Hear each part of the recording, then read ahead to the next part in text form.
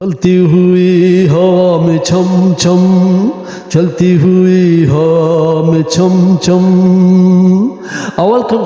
Today my contents about Kishorda and Muhammad Rafi Saab's as well as Ashok Kumar's different songs which Indian गीत संगीत.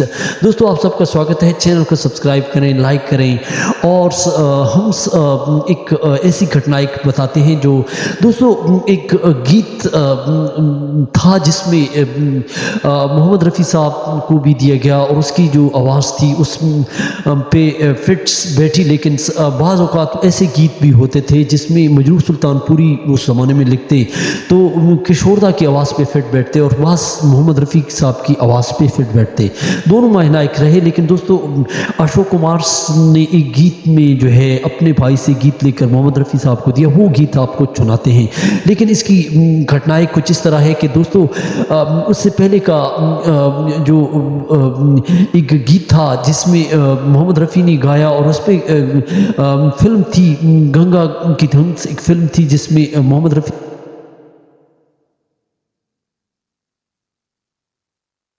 जरा फिक्र की कोई बात.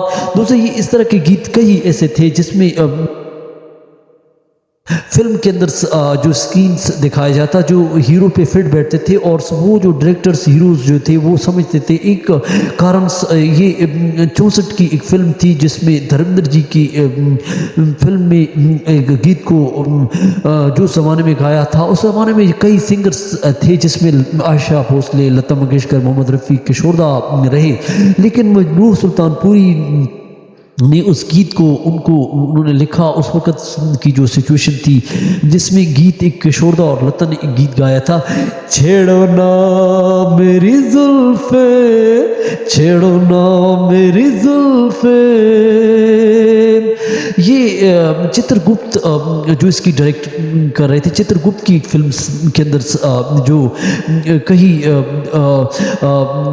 इस फिल्म के अंदर जो गीत संगीत के अंदर सुझाव रहा. लेकिन दोस्तों अशोक कुमार ने जो है एक गीत जो पहले किशोरदा ने गाया था, जो गीत है वो आपको पहले सुनाते हैं.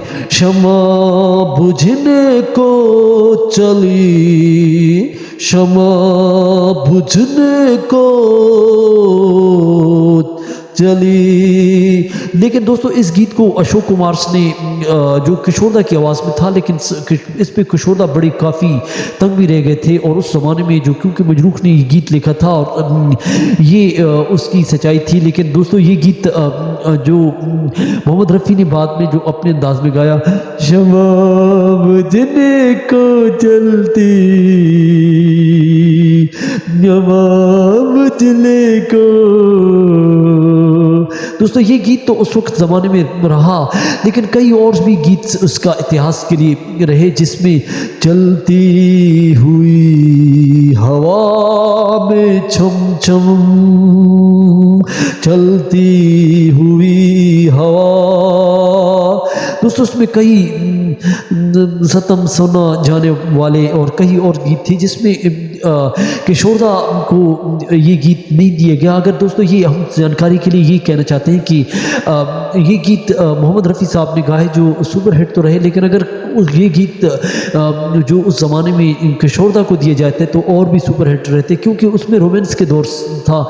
64 के बाद जो उसका स्टारडम जो शुरू हो गया था रोमांटिकल सॉन्ग्स में, लेकिन क्लासिकल्स और रोमांटिकल्स एजेस की जो बहुत बड़ी दास्तान है. दोस्तों ये हम आपको जानकारी दी है जो गीत के साथ लगाओ और चैनल को सब्सक्राइब करें. आवाज़ की दुनिया. थैंक